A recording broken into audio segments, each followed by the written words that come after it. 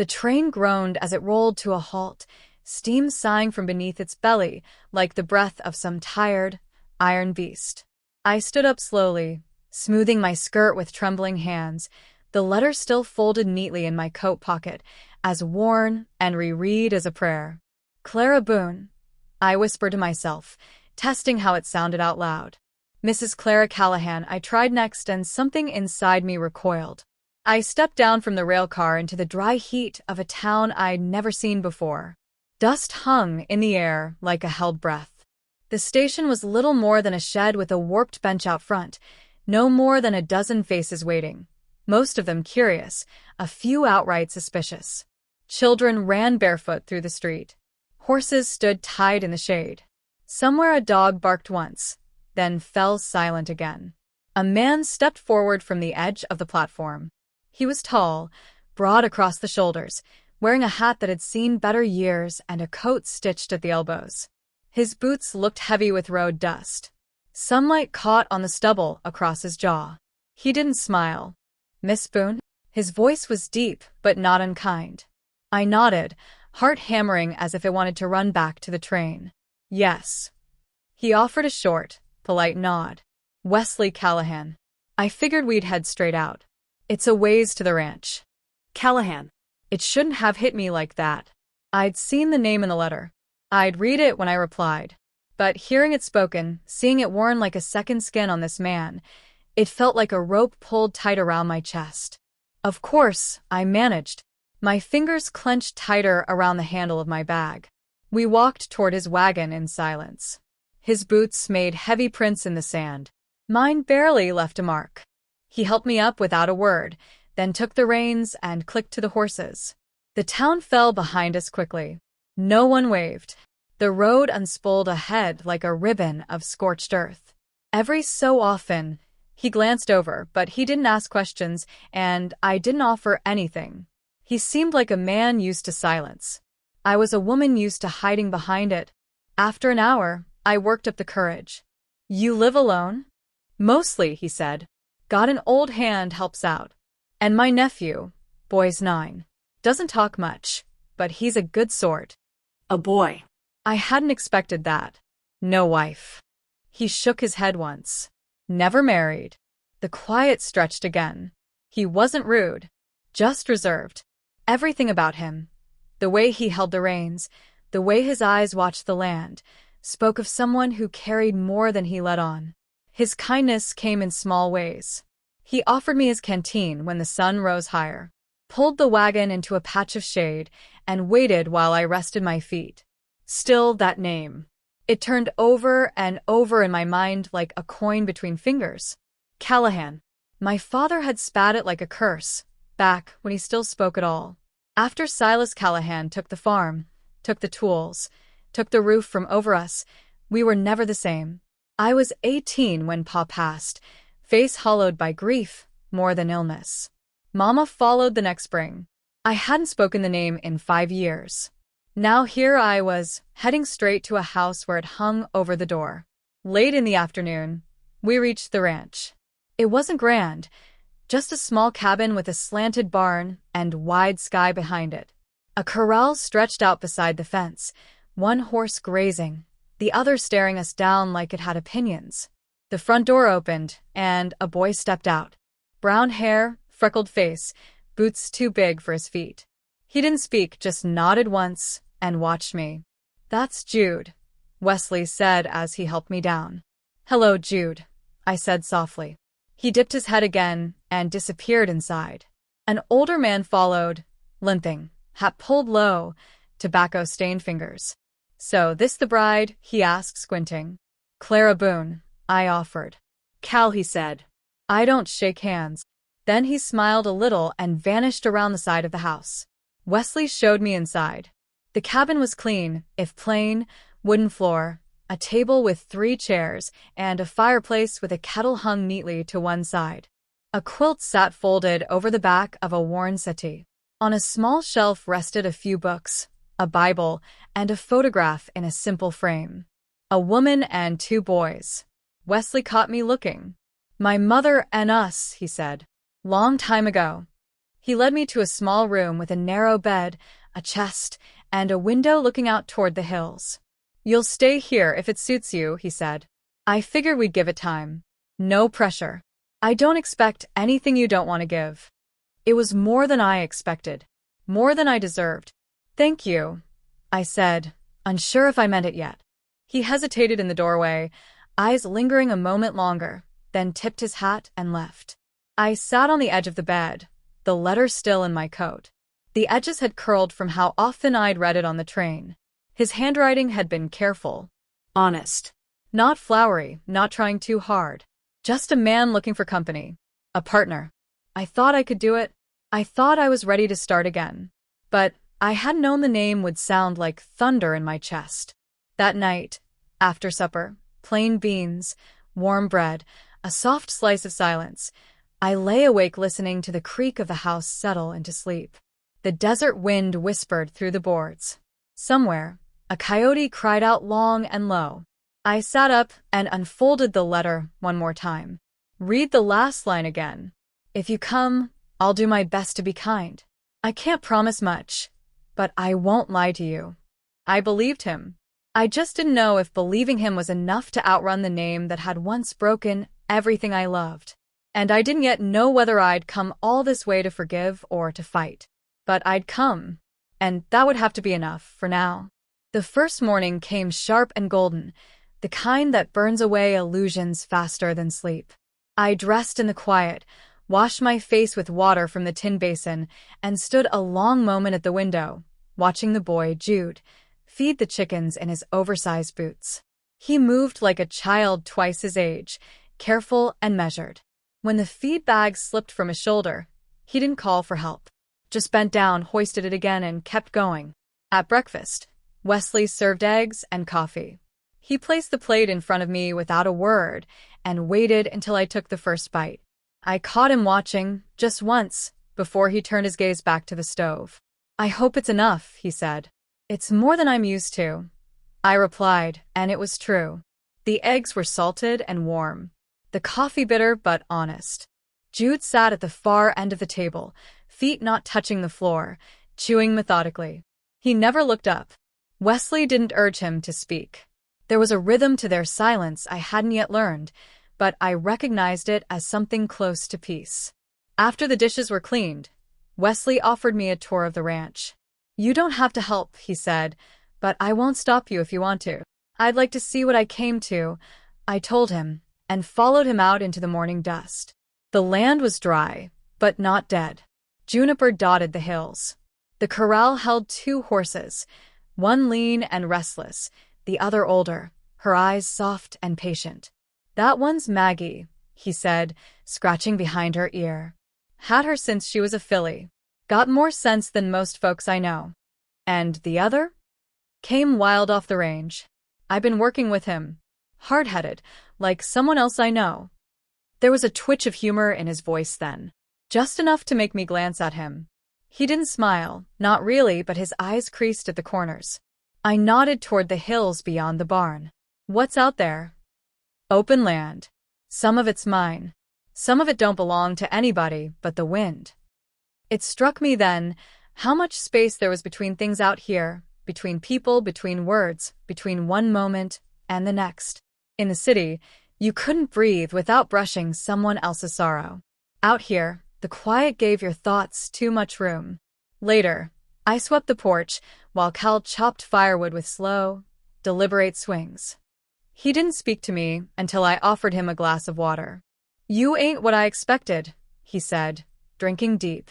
"I'm not sure what that means." He wiped his mouth with the back of his hand. "Figured Wesley'd marry someone plainer. Quieter. You've got watch in your eyes." "I've had reason to." He nodded once. "Don't mean it's bad. Just means you'll fit here if you want to. The land don't favor the loud." When evening came, I sat beside the fire, mending a tear in one of Jude's shirts. The boy hovered nearby, drawing with a stub of charcoal on a scrap of feed sack. Every now and then, he glanced up at me like he was checking to make sure I was still real. "You're good with a needle," Wesley said from the corner, boots crossed, book unopened in his lap. "Grew up mending more than I wore," I replied. We couldn't afford new. Something shifted in his expression, not pity, but recognition. You ever wonder what your life would have been if things had gone different? I asked him softly. All the time, he said. But wondering don't plow fields. That night, after they'd gone to bed, I pulled the journal from my bag, the one I'd kept since my father's death. Pages lined with trembling script, half confessions, half curses. I flipped to the last entry I'd written before boarding the train. Wesley Callahan. Brother to Silas? Maybe. I should have asked. Should have written again. But what if he'd said yes? Would I still have come? I think I would have. Because hate dries up slower than hope, but it still dries up. And I don't have much of either left. I dipped my pen in ink and wrote. He's not Silas. Not yet. But the name's in him somewhere. And I can't rest until I know where. The next day, I wrote a letter to my cousin back east.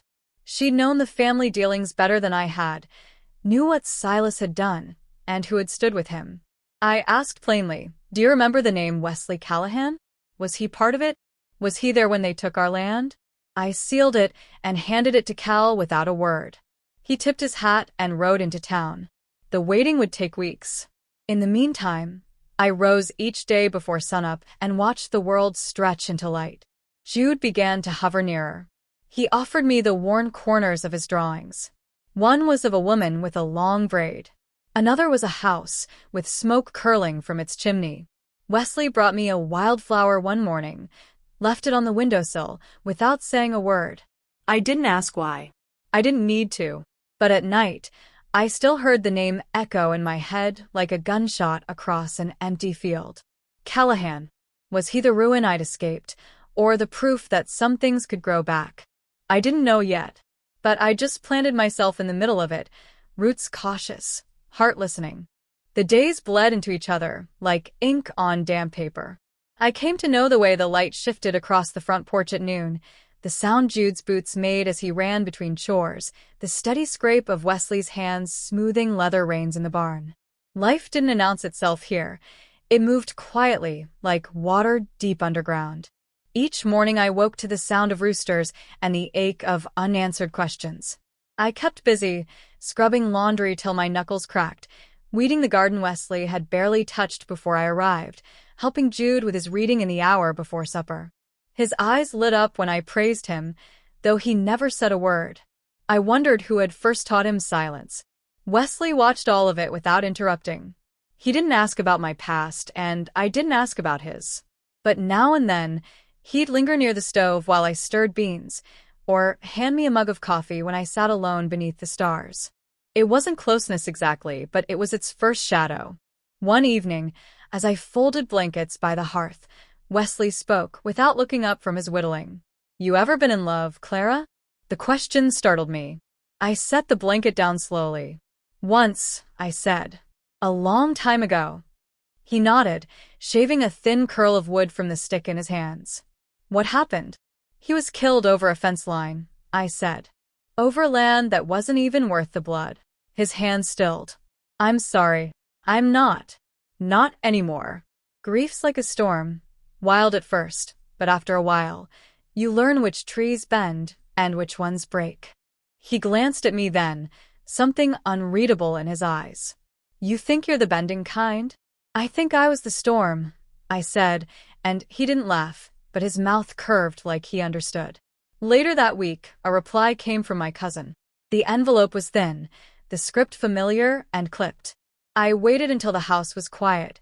Wesley in the barn, Jude asleep with one hand curled around a wooden horse he'd carved, and then I opened it by lantern light. Wesley Callahan was younger. Didn't have a hand in it, far as I know. But Silas, he ran the deal. Your pa never forgave him. Wesley left town before the worst of it. No one saw him after. I folded the letter slowly. Relief didn't come the way I thought it would. It wasn't a sudden breath of air. It was more like a long-held muscle finally loosening. My hands trembled as I pressed the paper flat again, like smoothing a wound. He hadn't ruined us. He wasn't the man who'd burned our name into ash. But the name still lived in his mouth, and I needed to know what he carried of it. That night, as he stoked the fire and I sipped the tea he'd made with dried mint from the hillside, I asked, "Do you talk to your brother?" Wesley's hand froze mid-motion. The poker tapped against a stone hearth, faint but sharp. "No," he said after a long pause. "Not in 15 years." I let the silence stretch. He didn't look at me. He took something that wasn't his, he said finally. Thought it made him powerful. Didn't see what it cost. You ever try to stop him? His jaw tightened. I was 17. I tried running my mouth. That's when he sent me away. Said I didn't know what a man was yet. Maybe I didn't. And now I know a man owns what he carries. His choices. His name. I set my mug down. "And what have you done with yours?" He looked up then. There was pain in his eyes, but no apology. Just truth. "I built a life where no one had to fear it," he said. "That's all I know how to do." Jude coughed from the next room, a soft sound, and Wesley rose to check on him. I sat by the fire a while longer, watching the flames curl and sink into themselves. He hadn't defended his brother. He hadn't denied what was done. And more than anything, he hadn't asked me to forgive him for a wound that wasn't his. I should have felt safe in that. But there was something else blooming beneath it, something delicate and dangerous. The kind of tenderness that, if spoken too soon, would ruin itself. The next morning, Wesley brought down an old saddle from the loft. "Ride with me," he said. "I want to show you something." He saddled Maggie for me, handed me the reins, and led me toward the southern hills. We rode in silence, the wind stirring dust behind us, grass brushing the edges of our boots. After an hour, we crested a ridge, and he pointed down into a wide, sunlit valley. A creek wound like silver through the green. "Bought this land with everything I had left," he said. "Didn't think I'd have anyone to share it with." I swallowed hard. "Why show me now?" He looked at me, face weathered by wind and years of solitude. "Because sometimes a man hopes," he said simply. I couldn't answer. Not with words. But I rode beside him all the way back, close enough to hear the rhythm of his breath, steady as the land beneath our feet. A week later, the wind changed. Storms on the prairie don't ask permission. They rise up sudden, with skies turning bruised and strange. The morning had started still, even sweet, with Jude drawing horses on the porch and Wesley oiling a saddle in the barn. I was inside kneading bread when the light shifted gray and sharp, like the world had drawn in a breath and was holding it. By noon, the rain was pounding sideways, and the roof let out a low groan with every gust. I rushed to shutter the windows while Wesley brought the animals in. He came through the door soaked to the bone, shirt plastered to his back, his hair dark and dripping. Jude wrapped himself in a blanket near the stove, eyes wide, not frightened, just watchful. As the wind screamed across the land, Wesley came to stand beside me at the sink. We didn't speak. We didn't need to. There's a quiet that only comes during storms, when everything outside could fall apart and all you can do is wait. That night, after the worst had passed, Wesley found me on the porch, lantern in hand. The rain had softened to mist, and the air smelled of wet earth and pine. "Roof held," he said. I nodded. We did too. His mouth twitched at that, and he stepped beside me, hands in his pockets. "You ever think you were meant to end up here?" I looked at the valley beyond the fence, still glistening under the moonlight. "No," I said, "but I'm not sorry I did." He exhaled through his nose. "Neither am I." There was something heavy in the pause that followed.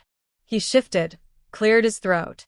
"Clara," he said, "there's something I need to ask you." I turned toward him, heart suddenly too loud in my chest. "I don't know if you came here looking for peace or just distance," he said. "But I've seen you mend this place." "Not just the house or the garden. You've stitched yourself into the quiet without asking for anything in return." He looked down, voice lower now. "I never expected someone like you. Never thought I'd want more than quiet and work and raising Jude best I could. But then you came. And now I find myself waiting to hear your footsteps in the hall, watching the light in your window at night." My breath caught, sharp and full. "I'm not asking for a promise," he said gently. "Just a truth. Could you see yourself staying here? With me? I didn't answer right away. I looked at the sky, how it was clearing now, how stars were pushing through the clouds like survivors. I came here to outrun a name, I said finally. Yours mostly. And the man who used it to break my family. Wesley's jaw stiffened, but he didn't speak. But then I met the man behind it, I said. The man who tucks a blanket around his boy every night. The one who leaves wildflowers on the sill and never asks for thanks. And I stopped running. His eyes met mine, full of quiet hope. So yes, I whispered. I could stay. He didn't touch me. Didn't need to. The wind brushed between us like a hand, warm and approving. The next morning, we worked side by side to repair a fence blown down by the storm. Jude trotted after us, carrying nails and a tin pail. Maggie grazed nearby, watching like she'd seen this all before. As we set the final post, Wesley looked at me and said, "Funny how a name can carry weight and still be light enough to change." I smiled, brushing dust from my skirt. It's not the name. It's who answers to it. And in that moment, I stopped hearing Callahan like a scar. I started hearing it like a home. The sun climbed higher, casting gold across the land, and I realized something simple, something steady. This wasn't just a place I'd landed. It was a life I had chosen. And this time, I wasn't choosing in fear. I was choosing in love.